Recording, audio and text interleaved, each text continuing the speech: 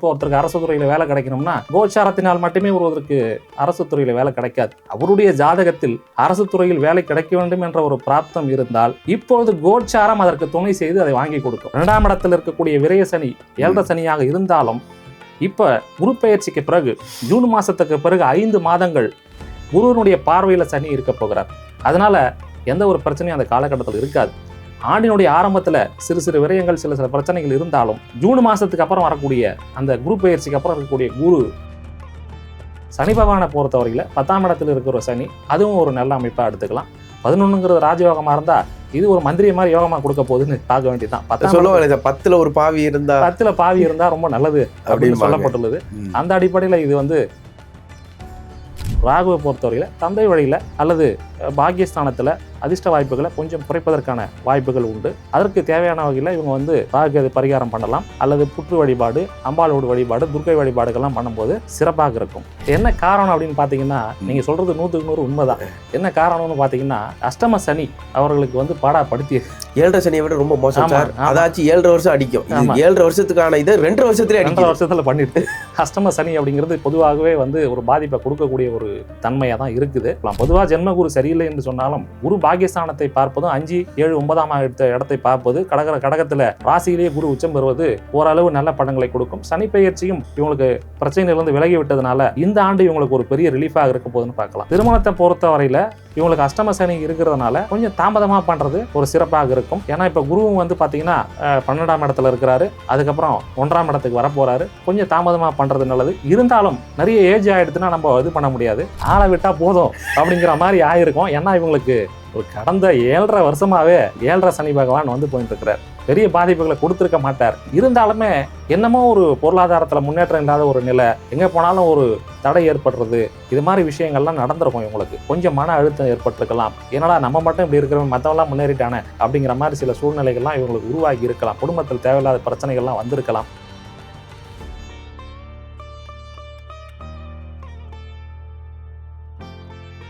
The divine Tamil நேயர்களுக்கு வணக்கம். நான் விஜய் ஹரிஹர் சுதன். இன்னைக்கு நம்ம கூட இருக்கிறது யாருன்னு பார்த்தீங்கன்னா, ஜோதிட ரத்னா வாக்கு சித்தர் ஜெயகோபி அவர்கள் தான் நம்ம கூட இருக்காங்க. சார் வணக்கம். வணக்கம். வணக்கம் சார். டிவைன் தமிழ் தொலைக்காட்சி நேயர்கள் அனைவருக்கும் என்னுடைய இனிய புத்தாண்டு நல்வாழ்த்துக்கள். என்னுடைய சார்பாகவும் எங்களுடைய ஸ்ரீ கிருஷ்ணா ஜோதிட வித்யாலயம் சார்பாகவும் புத்தாண்டு நல்வாழ்த்துக்களையும் எங்களுடைய இனிய தகவல்களையும் தெரிவிப்பதற்காக நாங்கள் வந்திருக்கின்றோம். இந்த ஆண்டு எப்படி இருக்குது அப்படின்றத நம்ம இப்போ பார்க்க போகிறோம். கண்டிப்பாக சார். இப்போ பார்த்தீங்கன்னா 2026 அப்படிங்கிறது ஒரு சூரியனுடைய ஆதிக்கம் பெற்ற எண். 2026 கூட்டுத்தொகை 1ஆம் எண்ணில் சூரியனுடைய ஆதிக்கம் பெற்றிருக்கிறதுனால மக்கள் அனைவருக்குமே ஒரு நல்ல மகிழ்ச்சியான ஒரு ஆண்டாக இருக்க போகிறது அப்படின்ற மாதிரி நம்ம எடுத்துக்கொள்ளலாம். ஏன்னா சூரியன் அப்படிங்கிறது, சூரியன் இல்லாமல் இந்த பிரபஞ்சமே இயங்க முடியாது. ஆமாம். சூரியன் என்பது ஆன்மாவிற்கு அதிபதி, உயிர்களுக்கு அதிபதி, பித்ருக்காரகன் என்று சொல்லலாம். சூரியனை சிவரூபமாகவும் எடுத்துக்கொள்ளலாம். எத்தனையோ விஷயங்களில் சூரியன் இல்லாமல் ஒரு உயிரை தோன்ற முடியாது என்று அறிவியல் இன்னைக்கு சொல்லுகிறது. ஒரு உயிர்களுடைய தோற்றத்துக்கே ஆதாரமாக இருக்கக்கூடிய, இந்த பிரபஞ்சத்தினுடைய இயக்கத்திற்கும் ஆதாரமாக இருக்கக்கூடிய சூரியனே இந்த வருடத்திற்கு ஒரு அதிபதியாக வருவதும் ஒரு சிறப்பான ஒரு விஷயமாக இந்த ஆங்கில புத்தாண்டை நாம் எடுத்துக்கொள்ளலாம். நல்ல ஒரு நேரத்தில் இந்த புத்தாண்டும் துவங்குகிறது. அது அனைத்து நேயர்களுக்கும் ஒவ்வொருவருக்கும் தனிப்பட்ட முறையில் எப்படி இருக்குன்ற நம்ம பார்க்க போகிறோம். கண்டிப்பாக. என்னதான் நம்ம இந்த ராசி பலன்களை பார்த்தாலும் அது ஒவ்வொருடைய தனிப்பட்ட ஜாதகத்தை நாம் ஆய்வு செய்யும் போது தான் எதையுமே உறுதியாகவும் ஆணித்தனமாகவும் 100% பொருந்துவதாகவும் சொல்ல முடியும். ஆனால் அப்போ ஏன் சார் எல்லாருமே ராசி பலன் சொல்கிறாங்க அப்படின்னு நீங்கள் கேட்கலாம். அதாவது இது ஒரு பொதுவான ஒரு தகவல்கள், இது அனைவருக்குமே அப்படியே நடந்துவிடும் என்று நாம் சொல்ல முடியாது. அதாவது எங்களுடைய குருநாதர் என்ன சொல்லுவார்னாக்க, ஒருவருக்கு என்ன நடக்கும் என்பதை அவருடைய ஜாதகத்தை பார்த்து, அவருடைய கிரக அமைப்புகளை பார்த்து நாம் தெரிந்து கொள்ள வேண்டும் என்று சொல்கிறார். அவருடைய ஜாதகத்தை பார்த்து அவருக்கு என்ன நடக்கும், அவருக்கு என்ன பிராப்தம் என்பதை நாம் தீர்மானிக்கலாம். அவருடைய பிராப்தம் என்ன, அவருடைய பூர்வ புண்ணியம் என்ன, அவருடைய கிரக நிலைகள் என்ன, அவருடைய பாவங்கள் எப்படி இருக்கிறது, கிரக சேர்க்கைகள் எப்படி இருக்குது, லக்னத்தினுடைய வலிமை என்ன, இவற்றையெல்லாம் பொறுத்து அவர் என்னெல்லாம் அனுபவிப்பார், அவருக்கு என்ன பிராப்தம் உண்டு அப்படின்றது. உதாரணமாக இப்போ ஒருத்தருக்கு அரசு துறையில் வேலை கிடைக்கணும்னா கோச்சாரத்தினால் மட்டுமே ஒருவருக்கு அரசு துறையில் வேலை கிடைக்காது. அவருடைய ஜாதகத்தில் அரசு துறையில் வேலை கிடைக்க வேண்டும் என்ற ஒரு பிராப்தம் இருந்தால் இப்பொழுது கோச்சாரம் அதற்கு துணை செய்து அதை வாங்கி கொடுக்கும். பிராப்தமே இல்லாத ஒருவரால் அதை பண்ண முடியாது. Okay sir. ஏன்னா இப்போ நம்ம சொல்லுவோம் அரசு துறை ஆதாயம் நல்லா இருக்குது அப்படின்னு சொன்னால் ஒன்றுமே வரலையா சார் அப்படின்னு நேயர்கள் கேட்கறதுக்கான வாய்ப்புகள் உண்டு. ஆனால் என்ன காரணம் அப்படின்னு பார்த்தீங்கன்னா, அங்கே உங்களுடைய பிறப்பு ஜாதகத்தில் அதற்கான பலம் இருந்தால் மட்டுமே இந்த கோச்சார கிரகத்தால் அதனுடைய பலன்களை வழங்க முடியும். Okay sir. அப்படி இல்லாத பட்சத்தில் ஏதோ ஒரு நல்லது நடக்கும். ஆக எதுவுமே நடக்காமல் போகாது. வேறு விதமான ஒரு நன்மைகளை அவர் அந்த காரகத்துவத்தின் ரீதியாக பாவத்தின் ரீதியாக அனுபவித்து தான் கொண்டிருப்பார். அது 100% நடக்கவில்லை என்றாலும் ஒரு சில விஷயங்கள் அவருக்கு நடக்கும். ஜாதகத்தை பார்த்து அவருக்கு என்ன பிராப்தம் இருக்குது என்பதை நாம் தீர்மானிக்கின்றோம். அது எப்போது நடக்கும், என்னெல்லாம் எப்பப்போ நடக்கும் அப்படிங்கிறதுக்கு திசா புத்தியை பார்க்கணும். அவருக்கு என்ன திசை நடக்குது, என்ன புத்தி நடக்குது, லக்ன ரீதியாக சுபருடைய திசை நடக்குதா, நல்ல ஆதிபத்தியம் கொண்ட திசைகள் நடக்குதா, இதையெல்லாம் பார்க்கும்போது அவருக்கு என்ன நடக்கும்ன்றதை ரொம்ப துல்லியமாக சொல்லலாம். எனவே ஒரு ஜாதகத்தை நன்றாக ஆய்வு செய்ய வேண்டும். திசா புத்தியை பார்க்கணும். அதுக்கப்புறம் இந்த கோச்சாரத்துக்கு பார்க்கணும், 3வது நிலை. ஆனால் இன்றைக்கி பெரும்பான்மையானவர்கள், நான் உட்பட ஜோசியர்களெல்லாம் அவங்ககிட்ட வந்து இந்த 3வது நிலையில் இருக்கக்கூடிய கோச்சாரத்தை தான் அதிகமாக பேசி கொண்டிருக்கிறோம். ஆனாலும் இதெல்லாம் ஒரு மக்களுக்கு, ஏன்னா ஒவ்வொரு ஜாதகத்தை பார்த்து தான் அவனுக்கு நான் சொல்ல முடியும். எத்தனையோ கோடிக்கணக்கான பேர், லட்சக்கணக்கான பேர் பார்க்கிறார்கள் என்றார். அவர்களுக்கு பொதுவாக நாமளால் என்ன சொல்ல முடியுன்றதை இந்த ராசி பலன் வழியாக நம்ம சொல்லி கொண்டிருக்கிறோம். ஆனாலும் ஒவ்வொருவரும் தனிப்பட்ட முறையில் அவர்களுடைய ஜாதகத்தை ஆய்வு செய்து ஜோசியர்கிட்ட போய் பாருங்கள், மிக சிறப்பாக இருக்கும். அவர்களுக்கான தீர்வுகளையும் துல்லியமாக நாம் வழங்க முடியும் என்பது தான் இந்த இடத்துல நாம் நேயர்களுக்கு உங்களுடைய வாயிலாக, உங்களுடைய சேனல் வாயிலாக நான் சொல்ல விரும்புகிறேன். கண்டிப்பாக சார். நீங்கள் ஒரு டிஸ்கிரிப்ஷன் மாதிரி போட்டீங்க. இங்கே பாருங்கள், நான் சொல்ல போகிறது வந்து எல்லாருக்குமானது ஒரு பொதுவான பலன் தான். ஒவ்வொருத்தரோட ராசி அந்த ஜாதகம் தான் எல்லா விஷயத்தையும் பேசும் அப்படிங்கிறத முன்னாடியே சொல்லிட்டீங்க. இப்போ 2026 புத்தாண்டு தொடங்க போகுது. தொடங்குறதுக்கு முன்னாடி முதல் ராசியான மேஷ ராசி, காலபுருஷ தத்துவத்தில் முதல் ராசியான மேஷ ராசி நேயர்களுக்கு இந்த 2026 எந்த அளவுக்கு கை கொடுக்க போது, கை கொடுக்குமா கை விடுமா, நீங்கள் தான் சொல்லணும்.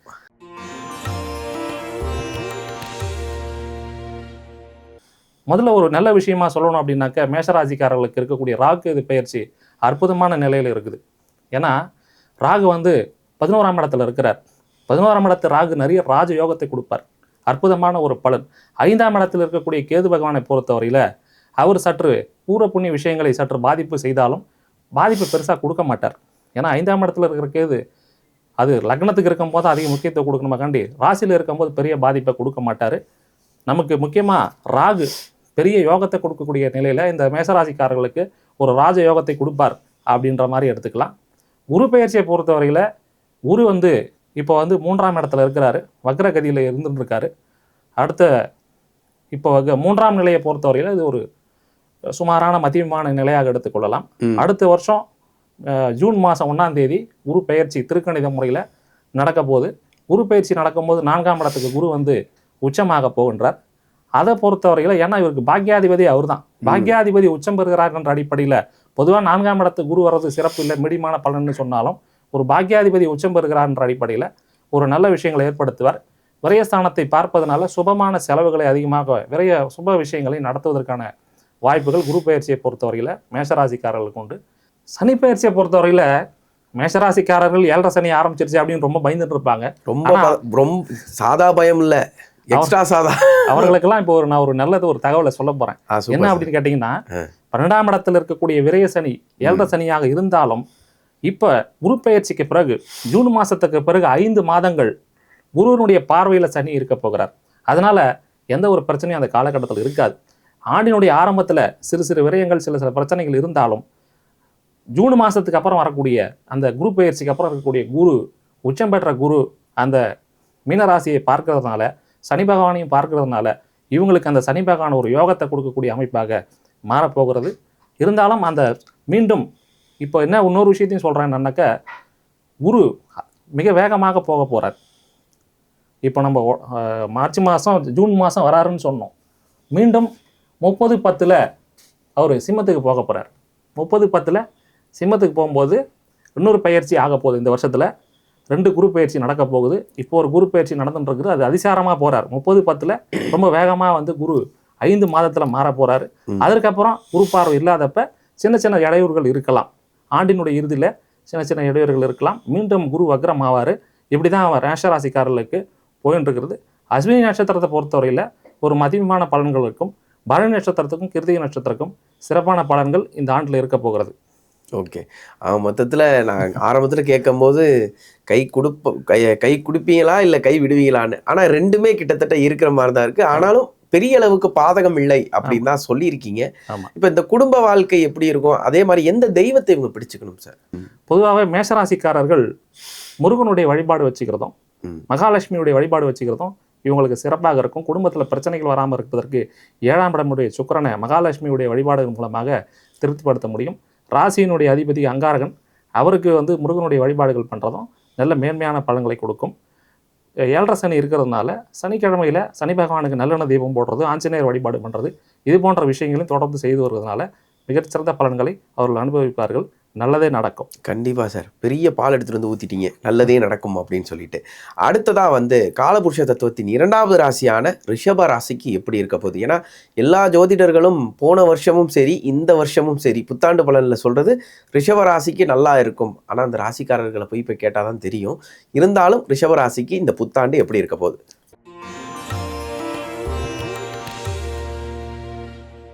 ரிஷபராசியை பொறுத்தவரையில் குரு ஏற்கனவே 2ஆம் இடத்துல இருக்கிறார்.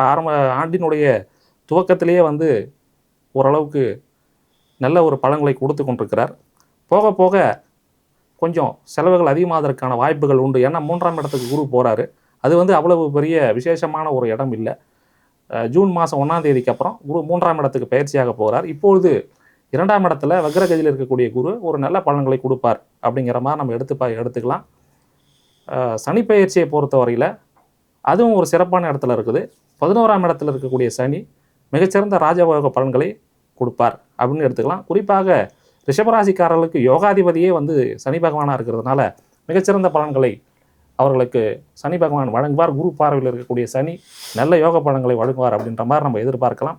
ராகு பயிற்சியை பொறுத்தவரையில் ராகு 10ஆம் இடத்திலும் கேது 4ஆம் இடத்திலும் இருக்கிறார்கள். இது ராகுவை பொறுத்தவரையில் ஒரு சிறந்த ஒரு இடமாகவும் கேதுவை பொறுத்தவரையில் ஒரு மதியமான இடமாகவும் இருப்பதற்கான வாய்ப்புகள் உண்டு. வண்டி வாகனங்கள் வாங்குவதற்கு கொஞ்சம் தாமதமாகலாம். வீடு அமைவதில் சற்று தாமதங்கள் ஆகலாம். இந்த மாதிரி விஷயங்கள் அம்மாவுடைய ஹெல்த்தில் சின்ன சின்ன பிரச்சனைகள் வரலாம் ரிஷபராசிக்காரர்களுக்கு. மற்றபடி தொழிலில் ஒரு நல்ல முன்னேற்றங்கள் இருக்கும். வருமானம் அதிகரிக்கிறதுக்கான வாய்ப்புகள் நல்லா இருக்குது. அவருடைய யோகாதிபதியான சனி அவர்களுக்கு தேவையான அனைத்து வளங்களையும் கொடுப்பார் அப்படின்ற மாதிரி எதிர்பார்க்கலாம். ஓகே. எந்த தெய்வம் சார்?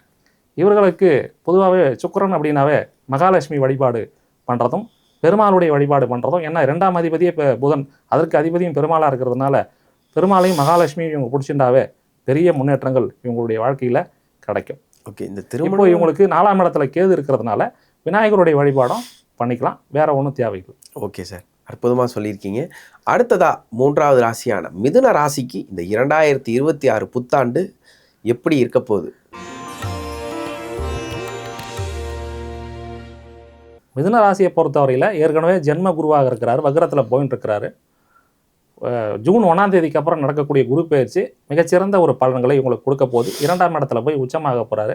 களத்திரக்காரகன் 7ஆம் இடத்துல போய் உச்சமாகறாரு அவங்களுக்கு 7ஆம் இடத்துல. ஆனாலும் அவர் வீட்டுக்கு 7ஆம் வீட்டுக்கு 8ல் மறைகிறாருன்றது ஒரு பக்கம் இருந்தாலும் 10ஆம் இடத்தை குரு பார்க்கிறாரு. குரு 2ஆம் இடத்துல இருப்பது தனஸ்தானத்தில் இருப்பது, தனக்காரகன் தனஸ்தானத்தில் இருப்பது மிகச்சிறந்த பலனாக சொல்லப்பட்டுள்ளது. அவர் உச்சமாகறதும் ஒரு சிறப்பாக எடுத்துக்கொள்ளலாம். குருவினுடைய பெயர்ச்சி இப்போயும் ஓரளவுக்கு இப்போ சுமாராக இருக்குது. ஜென்ம குருவாக இருக்கிறாரு. ஆனால் குரு பயிற்சிக்கு அப்புறம் நல்ல சில பலன்களை கொடுப்பதற்கான வாய்ப்புகள் உண்டு. சனி பகவானை பொறுத்தவரையில் 10ஆம் இடத்தில் இருக்கிற சனி அதுவும் ஒரு நல்ல அமைப்பாக எடுத்துக்கலாம். 11ங்கிறது ராஜயோகமாக இருந்தால் இது ஒரு மந்திரிய மாதிரி யோகமாக கொடுக்க போகுதுன்னு பார்க்க வேண்டியதுதான். 10ல் ஒரு பாவி இருந்தால் 10ல் பாவி இருந்தால் ரொம்ப நல்லது அப்படின்னு சொல்லப்பட்டுள்ளது. அந்த அடிப்படையில் இது 10ஆம் இடத்துல சனி இருக்கிறதுமே ஒரு நல்ல பலனாக எடுத்துக்கொள்ளலாம். இவரும் லக்னத்துக்கு இவருடைய ராசிப்படி ஒரு சுகபகிரமாக இருக்கிறதுனால 10ஆம் இடத்துல இருக்கிற சனியும் தொடர்ந்து நல்லதை பண்ணிட்டு இருப்பார். ராகு பயிற்சியை பொறுத்தவரையில் 9ஆம் இடத்துல ராகும் 3ஆம் இடத்தில் கேதுவும் வருகிறார்கள். 3ஆம் இடத்தில் இருக்கக்கூடிய கேது மிகச்சிறந்த ராஜயோக பலன்களை கொடுப்பார். 9ஆம் இடத்தில் இருக்கக்கூடிய ராகுவை பொறுத்தவரையில் தந்தை வழியில் அல்லது பாக்கியஸ்தானத்தில் அதிர்ஷ்ட வாய்ப்புகளை கொஞ்சம் குறைப்பதற்கான வாய்ப்புகள் உண்டு. அதற்கு தேவையான வகையில் இவங்க ராகு பரிகாரம் பண்ணலாம். அல்லது புற்று வழிபாடு, அம்பாளோட வழிபாடு, துர்க்கை வழிபாடுகள்லாம் பண்ணும்போது சிறப்பாக இருக்கும். ஸோ மிதுனராசியை பொறுத்தவரையில் குருவினுடைய பெயர்ச்சிக்கு பிறகு மிகச்சிறந்த வளர்ச்சிகள் ஏற்படும். இப்போது சுமாராக இருக்குது. சனி பெயர்ச்சி ஏற்கனவே நல்லா தான் இருக்குது, ஒன்றும் பிரச்சனை இல்லை. ராகு பெயர்ச்சியை பொறுத்தவரையில் கேது அற்புதமான ஒரு நிலையில் இருக்கின்றார். ராகு 9ஆம் இடத்துல இருக்கிறது ஒரு சிறு இதுவாக இருந்தாலும் ஒரு சிறு பிரச்சனையாக இருந்தாலும் அதற்கு நீங்கள் தகுந்த பரிகாரங்களை செய்யும்போது புற்று வழிபாடு, துர்க்கை வழிபாடு, காளி வழிபாடுகளை செய்யும்போது அவரும் ஒன்றும் பெருசாக கெடுக்க போகிறதில்ல, நல்லதே நடக்கும் அப்படின்ற மாதிரி புரிஞ்சு கொள்ளலாம். ஓகே, கடகராசி கடந்து வந்த பாதைன்னு எடுத்துக்கிட்டா ஒரு படமே எடுக்கலாங்கிற மாதிரி பல கஷ்டங்களை தாண்டி கடகராசி 2026 காலடி எடுத்து வைக்க போகிறாங்க. பல கடகராசிக்காரங்களோட ரெப்ரசன்டேட்டிவாக நான் பேசிகிட்டு இருக்கேன். என்ன காரணம் அப்படின்னு பார்த்தீங்கன்னா, நீங்கள் சொல்கிறது 100க்கு 100 உண்மைதான். என்ன காரணம்னு பார்த்தீங்கன்னா, அஷ்டம சனி அவர்களுக்கு வந்து பாடாப்படுத்தியது. 7.5 சனியை விட ரொம்ப மோசம் சார். அதாச்சும் 7.5 வருஷம் அடிக்கும். 7.5 வருஷத்துக்கான இதை 2.5 வருஷத்துலேயே 2.5 வருஷத்தில் பண்ணிடுது. அஷ்டம சனி அப்படிங்கிறது பொதுவாகவே வந்து ஒரு பாதிப்பை கொடுக்கக்கூடிய ஒரு தன்மையாக தான் இருக்குது. அதுவும் வந்து பார்த்தீங்கன்னா கடகராசிக்கு ஒரு பகை கிரகமாக இருக்கிறதுனால அது கொஞ்சம் பகையை கொஞ்சம் தீவிரமாகவே காட்டிட்டு போயிடுதுன்ற மாதிரி நம்ம பார்க்கலாம். உள்ள எல்லாரையும் பகையாகிருச்சு சார் பார்க்கலான்ற மாதிரி பார்க்கலாம். ஆனால் இப்போ உங்களுக்கு பெரிய ஒரு ரெமெடி கிடைச்சிடுது. வாக்கியத்தின்படி நமக்கு மார்ச் மாதம் பயிற்சி ஆனாலும் திருக்கணியத்தில் ஏற்கனவே பயிற்சி ஆகிடுது. திருக்கணியத்தில் ஏற்கனவே பயிற்சி ஆகி நம்ம அதுக்கான பலன்களை பார்த்து கொண்டிருக்கிறோம். அதன்படி பார்க்கும்போது ஏற்கனவே உங்களுக்கு ஒரு ரிலீஃப் கிடைச்சிருச்சு அப்படின்னு பார்க்கலாம். 8ஆம் இடத்துலேருந்து 9ஆம் இடத்துக்கு போயிட்டாரு, பிரச்சனையிலேருந்து வெளியே வந்தாச்சு அப்படிங்கிற மாதிரி கடகராசிக்காரர்கள் ஒரு பெருமூச்சு விடலாம். இப்போ அதே நேரத்தில் குருனுடைய சஞ்சாரமும் இவங்களுக்கு ஓரளவுக்கு சுமாரான பலன்களை கொடுக்கும். ஜென்ம குருவாக வரப்போகிறாரு. விரயஸ்தானத்தில் இருந்த குரு ஜென்ம குருவுக்கு வரப்போகிறாரு. இவங்களுக்கு பாக்கியாதிபதியாக இருக்கக்கூடிய குரு ஜென்மத்தில் வருப்பது அது ஒரு 9ஆம் இடத்தை பார்வை செய்கிறதும் ஒரு விதத்தில் ஒரு சிறப்பாக எடுத்துக்கொள்ளலாம். பொதுவாக ஜென்ம குரு சரியில்லை என்று சொன்னாலும் குரு பாக்கியஸ்தானத்தை பார்ப்பதும் 5, 7, 9ஆம் இடத்தை பார்ப்பது கடகத்தில் ராசியிலேயே குரு உச்சம் பெறுவது ஓரளவு நல்ல பலன்களை கொடுக்கும். சனி பெயர்ச்சியும் இவங்களுக்கு பிரச்சனையிலிருந்து விலகி விட்டதுனால இந்த ஆண்டு இவங்களுக்கு ஒரு பெரிய ரிலீஃபாக இருக்க போகுதுன்னு பார்க்கலாம். ராக்கேது பெயர்ச்சியை பொறுத்தவரையில் 2ஆம் இடத்துல இருக்கக்கூடிய கேது, 8ஆம் இடத்தில் இருக்கக்கூடிய ராகு, இது வந்து ஒரு சுமாரான நிலையாக தான் நம்ம பார்க்க முடியும். இதற்கு இவங்க சென்னையில் இருக்கிறவர்கள் காளஹஸ்தி மாதிரி இடத்துக்கு போகலாம். சவுத் சைடில் இருக்கிறவங்க திருப்பாம்புரம், திருநாகேஸ்வரம், கீழப்பெரும்பள்ளம் இது போன்ற இடங்களில் போய் தகுந்த ராகுகேது பரிகார பூஜைகளை செய்கின்ற பொழுது சிறந்த முன்னேற்றங்கள் ஏற்படும். பொதுவாகவே கடகராசிக்கு ஒரு அம்பாளுடைய வழிபாடு, சிறப்பாக சக்தியினுடைய வழிபாடும் மிகுந்த சிறந்த நன்மைகளை ஏற்படுத்தக்கூடிய வாய்ப்புகள் உண்டு. ஸோ இப்போ பார்க்கும்போது கடகராசியை பொறுத்தவரையில் குரு பெயர்ச்சி ஓரளவுக்கு சுமாராக இருக்க போகின்றது. ராக்கேது பயிற்சிக்கு தகுந்த பரிகாரத்தின் மூலமாக நாம் தீர்வினை காணலாம். சனி பயிற்சி நமக்கு பிரச்சனையிலிருந்து விலகிவிட்டது. இப்போ இவங்க ஏறுமுகத்தை நோக்கி சென்று கொண்டிருக்கிறார்கள் அப்படிங்கிற மாதிரி பார்க்கலாம். இனிமேல் தொடர்ந்து 2026 முன்ன இருந்த கஷ்டங்கள்லாம் விலகி, பனி போல் விலகி நல்லதே நடக்க போகிறது, பெரிய வெற்றிகள் இவர்களுக்கு வரப்போகிறது அப்படிங்கிற மாதிரி எடுத்துக்கலாம். கண்டிப்பாக சார், வெற்றி முகத்தை பார்க்க போகிறாங்க. ஆமாம், கண்டிப்பாக கண்டிப்பாக கண்டிப்பாக. ஓகே சார், அடுத்ததா சிம்ம ராசி சார். இந்த ஆண்டோட சிம்ம சொப்பனமாக இருக்காங்க சார். ஆனால் எவ்வளோ கர்ஜனையான ஒரு ராசி, எப்படி சார் இருக்க போகுது? சிம்மராசியை பொறுத்தவரையில் ஏற்கனவே இவர்கள் ஒரு ஆவரேஜான இதில் தான் போயிட்டு இருக்கிறாங்க. பார்த்தீங்களா, நீங்களே இதை சொல்லிட்டீங்க, எவ்வளோ மனசு கஷ்டப்படும் தெரியுமா? ஒரு ஆவரேஜாக போயிட்டு இருக்கிறாங்க. ஏன்னா இப்போ வந்து இவங்களுக்கு ராசியிலேயே கேது இருக்கிறார், 7ஆம் இடத்துல ராகு இருக்கிறாரு, போதாக்குறைக்கு அஷ்டம சனியும் நடந்து கொண்டிருக்கிறார். குரு 11ஆம் இடத்துல இப்போ சாதகமாக இருக்கிறாரு. அடுத்தது ஜூன் மாதத்துலேருந்து இவங்களுக்கு விரயஸ்தானத்துக்கு குரு வரப்போகிறார். அப்படின்ற வகையில் பார்க்கும்போது ஏற்கனவே கடைசி ஒரு வருஷம் 1.5 வருஷமாகவே சிம்மராசிக்கு ஒரு பெரிய முன்னேற்றங்கள் இல்லையே அப்படிங்கிற மாதிரி ஒரு நிலை தான் ஏற்கனவே இருந்து கொண்டிருக்கிறது. ஆனால் இப்போ வந்து ஓரளவுக்கு உடனே இவங்களுக்கு பெரிய முன்னேற்றங்கள் நடவதற்கான வாய்ப்புகள் இப்போதைக்கு இல்லை அப்படின்னு தான் படுத்திருந்தவங்க எழுந்திரிச்சு உட்காந்துக்கலாம் இப்போதைக்கு ஓரளவுக்கு. ஏன்னா அதனுடைய தன்மைகள் வந்து கொஞ்சம் கொஞ்சம் மாறிட்டு இருக்கு இல்லையா. சனி அந்த பாகையில விலகி போயிட்டு இருக்கிறாரு. நான் ஏற்கனவே சொன்ன மாதிரி இவங்களுக்கெல்லாம் ஒரு பெரிய எல்லாருக்குமே இந்த மாதிரி குறிப்பாக சிம்மராசிக்காரர்களுக்கும் மேஷராசிக்காரர்களுக்கும் கும்பராசிக்காரர்கள்லாம் இப்போ ஒரு பெரிய அட்வான்டேஜ் என்ன அப்படின்னு கேட்டிங்கன்னா, சனியை குரு பார்க்கிறார். சனி பகவானால் வரக்கூடிய அந்த பிரச்சனைகள் இவங்களுக்கு இனிமேல் ஒரு ஜூன் மாதத்துலேருந்து 2 வரையும் பெருசாக இருக்காது அப்படிங்கிற மாதிரி நம்ம எடுத்துக்கலாம். அதனால் இப்போ ஒரு பெரிய வரப்பிரசாதமாக இவங்க தப்பிச்சிட்டாங்கன்னே சொல்லலாம். சிம்மராசிக்காரர்களை பொறுத்தவரையில் நேரம் சரியில்லை என்று பொதுவாக எடுத்துக்கொண்டாலும் இப்போதைக்கு குரு பார்வை சனிக்கு இருப்பதனால் இவர்கள் பிரச்சனையிலிருந்து வெளியே வந்துடலாம். ஓரளவுக்கு ஜூனுக்கு அப்புறம் இவங்களுக்கு வாழ்க்கையில் முன்னேற்றங்கள் ஏற்படும். நான் நிறைய நம்மளுடைய நண்பர்களே இருக்காங்க, அவர்கள்லாம் கூட மார்ச் ஏப்ரலுக்கு அப்புறம் உங்களுக்கு நல்லா இருக்குன்ற மாதிரி சில கணிப்புகள்லாம் சொல்லியிருக்கிறேன். தொடர்ந்து இவங்களுக்கு முன்னேற்றம் வருவதற்கு வாய்ப்புகள் உண்டு. இந்த திருமணம்லாம் என்ன சார், முடிவு பண்ணலாமா? திருமணத்தை பொறுத்த வரையில் இவங்களுக்கு அஷ்டம சனி இருக்கிறதுனால கொஞ்சம் தாமதமாக பண்ணுறது ஒரு சிறப்பாக இருக்கும். ஏன்னா இப்போ குருவும் வந்து பார்த்திங்கன்னா 12ஆம் இடத்துல இருக்கிறாரு. அதுக்கப்புறம் 1ஆம் இடத்துக்கு வரப்போகிறாரு. கொஞ்சம் தாமதமாக பண்ணுறது நல்லது. இருந்தாலும் நிறைய ஏஜ் ஆகிடுதுன்னா நம்ம இது பண்ண முடியாது. அவங்களுடைய ஜாதகத்தில் சரியான தசாபுதிகள் நடக்கின்ற போது திருமணம் பண்ணலாம், எந்த தவறுமே இல்லை. வெவ்வேறு முறைகளை நம்ம பார்க்குறோம். நாடி ஜோதிட அடிப்படையில் பார்க்கும்போது கூட ஒரு ஆண் ஜாதகத்தில் இருக்கக்கூடிய சுக்கிரனை குரு தொடர்பு கொண்டால் திருமணம் செய்யலாம்னு சாஸ்திரத்தில் சொல்லப்பட்டுள்ளது. பெண் ஜாதகத்தில் இருக்கக்கூடிய செவ்வாயை தொடர்பு கொண்டாலும் குரு தொடர்பு கொண்டால் திருமணம் செய்யலாம்னு நிறைய நுணுக்கங்கள் இருக்கிறது. எனவே அந்த துல்லியமான ஜாதகத்தை ஆய்வு செய்கின்ற பொழுது இந்த மேலோட்டமான பலன்களை விட அவர்களுடைய ஜாதகத்தில் இருக்கக்கூடிய தசாபுத்தி அடிப்படையிலும் அந்த மற்ற கிரக அமைப்புகளை பொறுத்தவரையிலும் திருமணம் போன்ற விஷயங்கள் செய்வதற்கான வாய்ப்புகள் உண்டு. இது வந்து ஒரு பொதுவான கருத்து. ஓகே, அப்படின்ற மாதிரி எடுத்துக்கலாம். ரெண்டாவது, நான் ஏற்கனவே சொன்ன மாதிரி முதல்லயே நான் சொன்னேன், இவங்களுடைய இண்டிவிஜுவல் ஜாதகத்தை நம்ம பார்க்கணும். கண்டிப்பா சிம்மராசிக்காரங்களாம் பயப்பட தேவையில்லை. கண்டிப்பா அவர்களுடைய தசாபுத்தி நல்லா இருந்து ஜாதக அமைப்புகள் நல்லா இருந்தா இது ஒண்ணுமே இல்லை, 5% பிரச்சனை.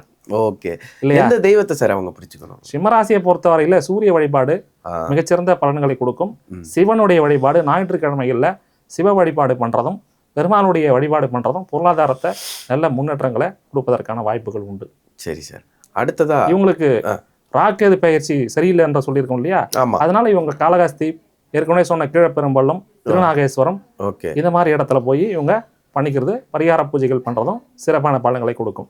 Okay sir. அடுத்ததா கன்னி ராசிக்கு 2026 எப்படி இருக்க போகுது?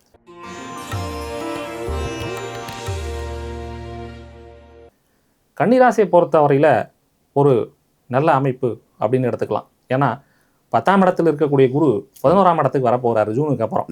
அதனால ஒரு லாபஸ்தானத்தில் வரக்கூடிய குரு நல்ல பலன்களை கொடுப்பார் அப்படின்னு சொல்லலாம். ஆனாலும் சனி பயிற்சியை பொறுத்தவரையில் கண்டக சனியாக 7ஆம் இடத்துல இருக்கின்றார். ஏற்கனவே சொன்ன மாதிரி குரு சனியை பார்ப்பதனால அந்த பிரச்சனையும் பெரும்பாலுமே அவர் இருக்க போகிறதில்ல. ஓரளவுக்கு சுமாரான பலன்களை கொடுக்கும். ராகு பயிற்சியை பொறுத்தவரையில் 12ஆம் இடத்துல இருக்கக்கூடிய ராகு, இவ்வளோ நாள் இவங்க போன வருஷம்லாம் பார்த்தீங்கன்னா இவங்களுடைய ராசியிலேயே கேது இருந்து கொஞ்சம் பாடப்படுத்தியிருப்பார். இப்போ அவங்களுக்கு ஒரு பெரிய ரிலாக்ஸு, மன நிம்மதி. ஏற்கனவே ஏதோ நமக்கு ஒரு அழுத்தமாக இருக்குது, மனம் பிரச்சனையாக இருக்குது, ஏதோ சிந்தனைகள்லாம் இருந்திருப்பாங்க. இப்போ அந்த மனம்லாம் ரொம்ப கிளியராக வரப்போகுது. அவங்களுக்கு நல்ல சிந்தனைகள், ரொம்ப ரிலாக்ஸாக இருக்கிறதுக்கான வாய்ப்புகள் கன்னியாராசி நண்பர்களுக்கு உண்டு. அவர்களுக்கு இந்த ராகு பயிற்சி ரொம்ப ஃபேவராகவே இருக்குது. 12ஆம் இடத்துல இருக்கக்கூடிய கேது மிகச்சிறந்த பலன்களை கொடுப்பார். அதே நேரத்தில் 6ஆம் இடத்துல இருக்கிற ராகுவும் எதிரிகளை வெற்றி கொண்டு தொழிலில் நல்ல முன்னேற்றத்தை கொடுப்பதற்கும், பொருளாதார முன்னேற்றத்தை கொடுப்பதற்கும், ஆரோக்கியம் மேம்படுவதற்கும் வாய்ப்புகள் சிறப்பாக இருக்குது. அடுத்ததாக துலாம் ராசி. துலாமுக்கு போன வருஷமும் சரி இந்த வருஷமும் சரி பல ஜோதிடர்களும் நல்லா இருக்குன்னு சொல்லியிருக்காங்க. இவங்க என்னென்ன விஷயங்களை எதிர்பார்க்கலாம் இந்த 2026?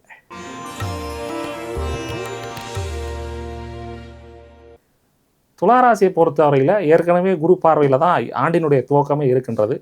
அது ஒரு சிறப்பான அமைப்பாக எடுத்துக்கொள்ளலாம். ஆனாலும் அடுத்து வரப்போறிய அந்த குரு பெயர்ச்சி, ஜூன் மாதத்துலேருந்து வரக்கூடிய குரு பெயர்ச்சி, அவர் 10ஆம் இடத்துக்கு வராரு. 10ஆம் இடத்துல இருக்கக்கூடிய குரு பதவிக்கு பாழுன்னு பொதுவாக சொல்லப்பட்டுள்ளது. ஆனாலும் அது என்ன பண்ணுன்னா சில இடத்துல ஒர்க் பண்ணுற ஆஃபீஸ்லேயே ஒரு மாற்றத்தை கொடுக்கும். முன்னாடி போமா பின்னாடி போமா சார்? முன்னாடி இங்கே உட்காந்துறது ஒரு சீட்டு மாறி உட்காரு, அவ்வளோதான். அதே பதவி அதே சம்பளம் தான். சரி சரி. ஆனால் வேற ஒரு ஒர்க் நேச்சரை மாற்றி விடும். இது மாதிரி வேற ஒரு டிபார்ட்மெண்ட்டை பார்த்துருப்பாரு, இப்போ வேற ஒரு டிபார்ட்மெண்ட்டை பார்ப்பாரு. இந்த மாதிரியான விஷயங்கள் நடப்பதற்கான வாய்ப்புகள் உண்டு. ஏன்னா உடனே பதவி போயிடும் அப்படின்னு எல்லாரும் பயப்பட தேவையில்லை. வெவ்வேறு மாற்றங்களை ஏற்படுத்தி வெவ்வேறு விஷயங்களை செய்வதற்கான வாய்ப்புகள் உண்டு. அதே துறையில், அதே ஃபேக்ட்ரியில், அதே கம்பெனியில், நிறுவனத்தில் நீங்கள் வேற ஒரு பணியை செய்வதற்கான வாய்ப்புகள் இதெல்லாம் ஜூன் மாதத்துக்கு அப்புறம், இப்போ ஒன்றும் இல்லை, இப்போ ரொம்ப நல்லாவே இருக்குது குரு பயிற்சி. ஜூன் மாதத்துக்கு அப்புறம் அந்த மாதிரி சில மாறுதல்கள் வருவதற்கான வாய்ப்புகள் பயிற்சியினால் உண்டு.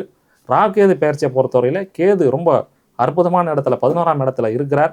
ராகு 5ஆம் இடத்துல இருக்கிறது ஒரு சுமாரான இடம்னு சொல்லலாம். ஏன்னா பூர்வ புண்ணிய ஸ்தானத்தில் ராகு இருப்பது அவ்வளோ சிறப்பு இல்லை. அதற்கு தகுந்த பரிகாரங்களை ஏற்கனவே சொன்ன மாதிரி துர்க்க வழிபாடு, காளி வழிபாடு, பொற்று வழிபாடு, காளகஸ்தி, திருநாகேஸ்வரம் போன்ற இடங்களில் பரிகாரங்களை பண்ணிக்கொள்ளலாம். கேது ஏற்கனவே ரொம்ப சிறப்பான இடத்துல 11ஆம் இடத்துல இருந்து ராஜயோகத்தை கொடுத்து கொண்டிருக்கிறார். அதே நேரத்தில் சனி பகவான் மிகச்சிறந்த ஒரு இடத்துல இருக்கிறார். 6ஆம் இடத்துல இருக்கிற சனியும் ராஜயோகத்தை கொடுப்பார். இவங்களுக்கு ரொம்ப நல்லாவே இருக்குன்னே சொல்லலாம். துளாராசியை பொறுத்தவரையில் இவங்களுக்கு மகாலட்சுமியுடைய வழிபாடும் முருகனுடைய வழிபாடும் குடும்பத்தில் நல்ல முன்னேற்றத்தையும் கொடுக்கறதுக்கான வாய்ப்புகள் உண்டு. Okay sir. அடுத்ததாக 8ஆம் இடத்துல இருக்கிற விருச்சகம். ஏன்னா இருக்கிறதே 8ஆம் இடத்துல அப்படிங்கிறனால விருச்சகத்துக்கு எப்படி இருக்க போகுது 2026?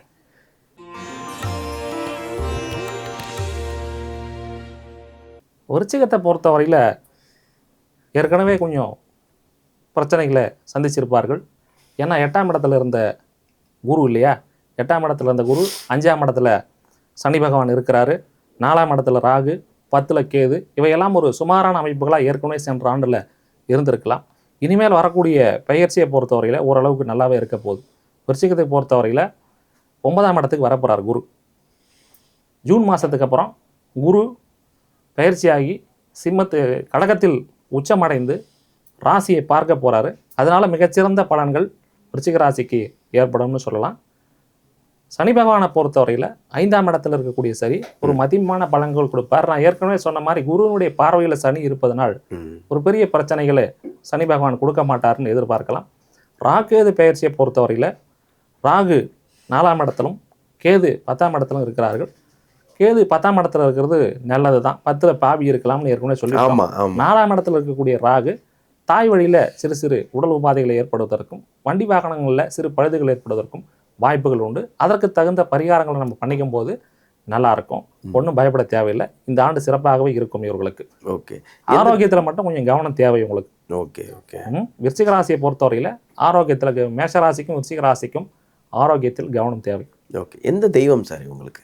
இவங்களை பொறுத்தவரையில் முருகனுடைய வழிபாடு சிறப்பாக இருக்கும். 7ஆம் அதிபதியாக இருக்கிற சுக்கிரன், மகாலட்சுமியுடைய வழிபாடு இவையெல்லாம் சிறப்பாக இருக்கும். அவங்களுடைய இண்டிவிஜுவல் ஜாதகத்தை பார்க்கும்போது லக்ன ரீதியாக நல்ல ஒரு யோகங்களை எடுத்து பண்ணக்கூடிய கிரக வழிபாடு பண்ணுறதும் முன்னேற்றங்களை கொடுக்கும். ஓகே.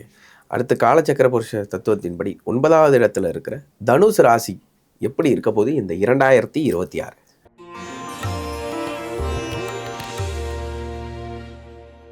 தனுசு ராசிக்கு ஏற்கனவே குருவனுடைய பார்வையில் ஆண்டினுடைய துவக்கம் இருக்கின்றது. ராசியாதிபதி ராசியை பார்த்து மிகப்பெரிய யோகத்தை செய்து கொண்டிருக்கிறார் அப்படின்ற மாதிரி எடுத்துக்கொள்ளலாம். ஒரு நல்ல ஒரு நிலை. ஜூன் மாதத்துக்கு அப்புறம் வரக்கூடிய பெயர்ச்சி அப்படிங்கிறது 8ஆம் இடத்தில் குரு போகிறாரு. இருந்தாலும் அவர் ராசி அதிபதி உச்சம் பெறுகிறார் என்ற அடிப்படையில் ஒரு பெரிய பிரச்சனையை கொடுக்க மாட்டார். ஆனால் பலமாக இருக்கிறார் இல்லையா? 8ஆம் இடத்துக்கு போனாலும் பலமாக இருக்கின்றார். அதனால் வெளியூர் தொடர்புகள், வெளிநாடு தொடர்புகள் இவையெல்லாம் வருவதற்கான வாய்ப்புகள், வெளி மக்களோடு ஒரு சில டிரான்சாக்ஷன்ஸோ வியாபாரமோ இது மாதிரி பண்ணக்கூடிய வாய்ப்புகள் தனுசு ராசி நேயர்களுக்கு உண்டு. தனுசு ராசி நேயர்களை பொறுத்தவரையில் சனி பகவான் அர்த்தாஷ்டம சனியாக போயின்ட்டுருக்கிறார். அஷ்டமம்னா 8, அர்த்த அஷ்டமம்னா அதில் பாதி 4ஆம் இடம். அர்த்தாஷ்டம சனியை பொறுத்தவரையில் 8ல் செஞ்சதை பாதி செய்வார் அப்படின்னு சொல்லப்பட்டுள்ளது. எனவே இவர்கள் வண்டி வாகனங்களில் செல்லும்போது கொஞ்சம் கவனமாக இருக்கிறது ரொம்ப நல்லா இருக்கும். வீடு வாகனங்களை பொறுத்தவரை இன்வெஸ்ட்மெண்ட்டை பண்ணும்போது நல்லா விசாரித்து பண்ணுறது சிறப்பான ஒரு முன்னேற்றங்களை கொடுக்கும். சனி பகவானுக்கு தேவையான பிரீதிகளை பண்ணிக்கொள்ளலாம். ஆஞ்சநேயர் வழிபாடு பண்ணிக்கலாம். ஏன்னா குருவுடைய இது பார்த்திங்கன்னா ஆஞ்சநேயருக்கு ரொம்ப ரொம்ப ரொம்ப பிடிச்ச விஷயம். குரு இவங்களுக்கெல்லாம் தனுசு மீனத்துக்கெல்லாம் ஆஞ்சநேயரை வழிபடப்படும் போது சனி பகவானுடைய பிரச்சனைகள் கொஞ்சம் கூட இவங்களுக்கு வராது. நல்ல முன்னேற்றத்தை கொடுக்கும். நல்லாவே இருக்கும். ஏன்னா இவங்களுக்கு 4ஆம் இடத்துல இருக்கிறதுனால ஆஞ்சநேயரோட வழிபாடு பண்ணுறது எல்லா விதத்துலையும் இவங்களுக்கு பாதுகாப்பையும், வாகனங்களை செல்லும்போது பாதுகாப்பையும் ஏற்படுத்தி வாழ்க்கையில் பெரிய முன்னேற்றங்களை கொடுக்கும். ராகு பெயர்ச்சியை பொறுத்தவரையில் 3ஆம் இடத்துல இருக்கக்கூடிய ராகு மிகச்சிறந்த பலன்களை கொடுப்பார். அப்பா, நல்ல சூப்பரான இடத்துல இருக்கிறார் அவர். 9ஆம் இடத்துல இருக்கக்கூடிய கேதுவை பொறுத்தவரையில் அது தந்தையுடைய ஸ்தானத்துக்கு சற்று சுமாரான பலன்களை கொடுக்கலாம். மேலும் பாக்கியத்தை சற்று குறைக்கலாம். ஆனாலும் ராகுவுடைய பொசிஷன் நல்லா இருக்கிறதுனால இவங்க ஒன்றும் பயப்பட தேவையில்லை. ராகு பொசிஷனை பொறுத்தவரையில் ஓரளவுக்கு நல்லா இருக்குது அப்படிங்கிற மாதிரி எடுத்துக்கலாம். ராகு 3ஆம் இடத்துல இருக்கிறது மிகப்பெரிய யோகமாக சொல்லப்பட்டுள்ளது. அதுவும் அவருக்கு பிடித்தமான வீட்லேயே அவர் இருக்கிறாரு. சனி பகவான் அர்த்தாஷ்டம சனியாக இருக்கிறது கொஞ்சம் சுமாரான பலன்னு பார்க்கலாம். குரு பயிற்சிக்கு முன்னாடி வரையும் இந்த குரு சாதகமான நிலையில் இருக்கிறாரு. ஜூன் மாதத்துக்கு அப்புறம் வரக்கூடிய குரு பயிற்சிக்கு அப்புறம் ஒரு சுமாரான நிலையை கொடுப்பார். பாதகம் ஒன்றும் இல்லை. ஏன்னால் ராசி அதிபதி உச்சம் பெறுகிறார்ன்ற அடிப்படையில் அதுவும் ஒரு விதத்தில் நன்மையாகவே இருக்க போகுது அப்படிங்கிற மாதிரி பார்த்துக்கலாம். பொதுவாக மொத்தமாக பார்க்கும்போது இவங்களுக்கு ரொம்ப சிறப்பாகவே இருக்குது. ஆரோக்கியம் நல்ல மேம்படுவதற்கான வாய்ப்புகள் தனுசு ராசிக்காரர்களுக்கு உண்டு. ஓகே, ஒரு திருப்திகரமான விஷயத்த சொல்லியிருக்கீங்க. அடுத்து 10வது இடத்துல இருக்கிற மகர ராசி சார்.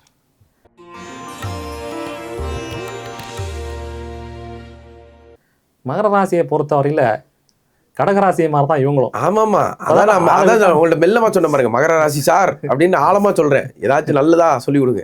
ஆளை விட்டா போதும் அப்படிங்கிற மாதிரி ஆயிருக்கும். ஏன்னா இவங்களுக்கு ஒரு கடந்த 7.5 வருஷமாவே 7.5 சனி பகவான் போயிட்டு இருக்கிறார். ஆமா. ஆனா மற்ற ராசிகளுக்கு பண்ணதை விட மகர ராசி தன்னுடைய சொந்த வீடு ராசியாக இருப்பதனால பெரிய பாதிப்புகளை கொடுத்துருக்க மாட்டார். இருந்தாலுமே என்னமோ ஒரு பொருளாதாரத்துல முன்னேற்றம் இல்லாத ஒரு நிலை, எங்க போனாலும் ஒரு தடை ஏற்படுறது, இது மாதிரி விஷயங்கள்லாம் நடந்திருக்கும். இவங்களுக்கு கொஞ்சம் மன அழுத்தம் ஏற்பட்டிருக்கலாம். ஏன்னா நம்ம மட்டும் இப்படி இருக்கிறவங்க மற்றவெல்லாம் முன்னேறிட்டானே அப்படிங்கிற மாதிரி சில சூழ்நிலைகள்லாம் இவங்களுக்கு உருவாகி இருக்கலாம். குடும்பத்தில் தேவையில்லாத பிரச்சனைகள்லாம் வந்திருக்கலாம். விரைய செலவுகள்லாம் நடந்திருக்கலாம். பொருளாதாரத்தில் பெரிய முன்னேற்றங்கள்லாம் இல்லாமல் இருந்திருக்கலாம். ஏன்னா இவங்களுக்கு கடந்த 7.5 வருஷமாகவே சனி பகவான் இருந்திருக்கார். 7.5 சனி நடந்திருக்கு. இப்போ தான் இவங்க வந்து தப்பிச்சு வந்திருக்காங்க. எப்படியோ தப்பிச்சிடும்ன்ற மாதிரி இவங்க தப்பிச்சு வந்துட்டாங்க. இனிமேல் இவங்களுக்கு ஒரு பெரிய அற்புதமான வாழ்க்கை அமைய போகிறது. ஏன்னா 3ஆம் இடத்தில் இருக்கக்கூடிய சனி மிகப்பெரிய ராஜயோகத்தை கொடுப்பார். ராசி அதிபதி 3ஆம் இடத்தில் குரு பார்வையோடு இருப்பது மிகச்சிறந்த யோகத்தை கொடுக்க போகிறது. இனி இவங்களுக்கு தொட்டதெல்லாம் துளங்கும், வெற்றிகளே வரப்போகுது என்ற அடிப்படையில் மகர ராசிக்காரர்களுக்கு சனி பெயர்ச்சி அற்புதமான பலன்களை கொடுக்கிறது. குருவை பொறுத்தவரையில் தற்போது 6ஆம் இடத்தில் இருக்கிறார், வக்ர குருவாக இருக்கின்றார். ஆனாலும் ஜூன் 1ஆம் தேதிக்கு அப்புறம் வரக்கூடிய குரு பெயர்ச்சி ராசியை 7ஆம் பார்வையாக நேரடியாக பார்க்க போது, உச்சம் பெற்ற குரு நேரடியாக ராசியை பார்ப்பது மிகச்சிறந்த ராஜயோகங்களை கொடுக்கக்கூடிய வாய்ப்புகள் குரு பெயர்ச்சியாலும் இருக்க போகிறது. ஆரம்பத்தில் சற்று சுமாராக இருக்கும் குரு பெயர்ச்சி ஜூன் மாதத்துக்கு அப்புறம், குரு பெயர்ச்சிக்கு அப்புறம் மகர ராசிக்காரர்களுக்கு சிறப்பான பலன்களை கொடுக்கும். ராகேது பெயர்ச்சியை பொறுத்தவரையில் 2ஆம் இடத்தில் இருக்கக்கூடிய ராகு சற்று சுமாரான பலன்களை கொடுப்பார். 8ஆம் இடத்தில் இருக்கக்கூடிய கேதுவும் சற்று சுமாரான பலன்களை கொடுப்பார். மகர ராசிக்காரர்கள் பொதுவாக ராகேது பரிகார பூஜை செய்து கொள்வதும், காளகஸ்தி, கீழப்பெரும்பள்ளம், திருநாகேஸ்வரம், திருப்பாம்பரம் போன்ற இடங்களுக்கு போய் வருது, புற்று வழிபாடு, காளி வழிபாடு, துர்கை வழிபாடு, விநாயகருடைய வழிபாடு தொடர்ந்து செய்து, பொதுவாகவே மகர ராசிக்காரர்களுக்கு விநாயகருடைய வழிபாடு செய்கிறது ரொம்ப ரொம்ப சிறப்பு. ஏன்னா உத்திராட நட்சத்திரத்துக்கு தான் வந்து அவர் இதுவாகவே இருக்கிறார். உத்திராட நட்சத்திரத்தினுடைய வடிவமே யானையினுடைய வடிவாக சொல்லப்பட்டுள்ளது. எனவே மகர ராசிக்காரர்கள் நம்ம இங்கே விநாயகருடைய வழிபாடு பண்ணுறதும் மிக மிக சிறந்த ஒரு பலன்களாக கொடுக்கும். கற்பக விநாயகர், பிள்ளையார்பட்டி இந்த வழிபாடெல்லாம் தொடர்ந்து செய்யலாம். இவங்க மிகப்பெரிய முன்னேற்றங்களை கொடுக்கும். ஸோ ராகேது பெயர்ச்சி கொஞ்சம் சுமாரான நிலையில் இருக்கின்றது. மற்ற குரு பெயர்ச்சி ஜூனுக்கு அப்புறம் ரொம்ப நல்லா இருக்க போது. சனி பகவான் ராசி அதிபதி ஏற்கனவே ஒரு நல்ல நிலையில் இருக்கிறாரு.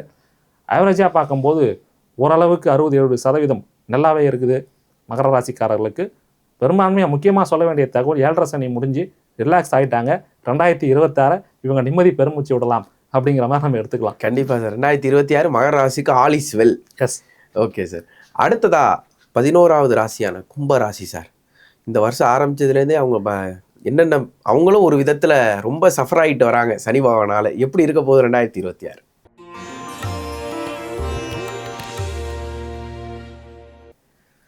கும்பராசியை பொறுத்தவரையில் ஏற்கனவே 7.5 சனி நடந்துன்றது.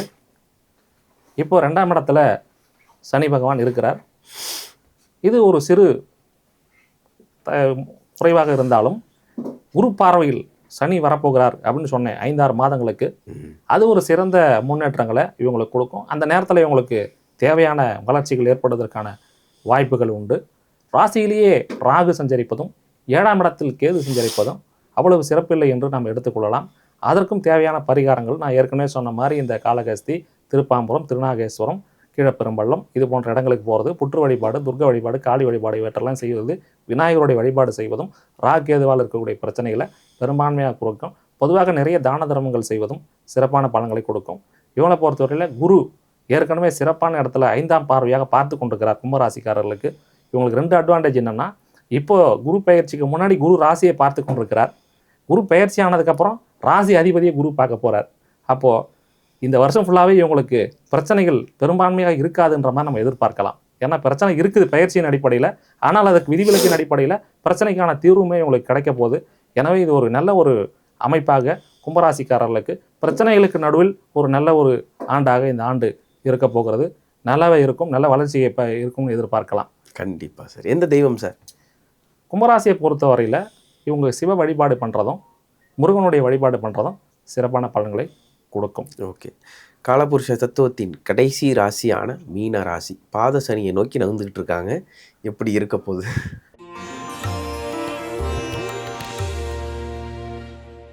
மீனராசியை பொறுத்தவரையில் சனி பெயர்ச்சி ஜென்ம சனியாக இருக்கிறது அப்படின்னு எல்லாருமே பயந்துட்டு இருப்பாங்க. ஆனாலும் அதுக்கு ஒரு தீர்வு நான் ஆரம்பத்திலே சொன்னேன். ஏன்னா குருவினுடைய பார்வை சனி பகவானுக்கு கிடைக்கிறதுனால, அவரே லாபாதிபதியாகவும் விரையாதிபதியாகவும் இருக்கிறதுனால பெரிய தடைகளை மீனராசிக்கு கொடுக்க மாட்டார். ராசி அதிபதி உச்சத்தை நோக்கி சென்று கொண்டிருக்கிறார். மீனத்தில் அதிபதியான குரு உச்சமாக போகிறார். ஜூன் 1ஆம் தேதிக்கு அப்புறம் குரு ராசி அதிபதி உச்சமாகிறது மிகச்சிறந்த ஒரு ராஜயோகமாக எடுத்துக்கொள்ளலாம். அதே நேரத்தில் ஏற்கனவே ராகு ராசியிலேயே இருந்து பாடாப்படுத்தியிருப்பாரு. ரொம்ப படுத்திட்டாரு. இப்போ வந்து ராகு விலகினது ஒரு நல்ல ஒரு அமைப்பாக எடுத்துக்கொள்ளலாம். 12ஆம் இடத்துல இருக்கக்கூடிய ராகு ஒரு நல்ல விஷயங்களை ஏற்படுத்துவார். வெளியூர் வெளிநாடு தொடர்புகள் எல்லாம் ஏற்படுவதற்கான வாய்ப்புகள் உண்டு. சரி. அதே நேரத்தில் 6ஆம் இடத்துல இருக்கக்கூடிய கேதுவுமே நல்ல ராஜயோகங்களை கொடுப்பார். எதிரிகளை வெல்லக்கூடிய வாய்ப்புகள் மீனராசிக்காரர்களுக்கு உண்டு. நோய் இருந்தாலும் நோய் சரியாகும், ஆரோக்கியம் மேம்படும். தனுசு ராசிக்காரர்களுக்கும் மீனராசிக்காரர்களுக்குமே வந்து இப்போ ஆரோக்கியத்தில் மிக சிறப்பாக இருக்க போகிறது. சின்ன சின்ன ஹெல்த் பிரச்சனைகள்லாம் இருக்கிறவங்களுக்குலாம் இப்போ இந்த வருஷம் 2026 சரியாயிரும்னு சொல்லலாம். பொருளாதாரத்தை பொறுத்தவரையில் ஓரளவுக்கு லாபங்கள் உண்டு. ஆவரேஜாக இருந்திருப்பாங்க.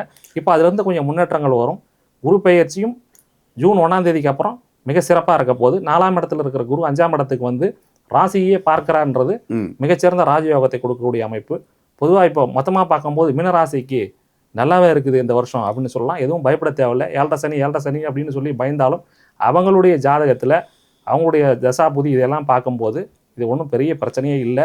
மீனராசிக்காரர்களும் இந்த ஆண்டு சிறப்பான பலன்களை அனுபவிப்பார்கள் என்று நாம் பார்க்கலாம். எந்த தெய்வம் சார் இவங்களுக்கு? மீனராசியை பொறுத்தவரையில் தட்சிணாமூர்த்தி வழிபாடு பண்ணுறது.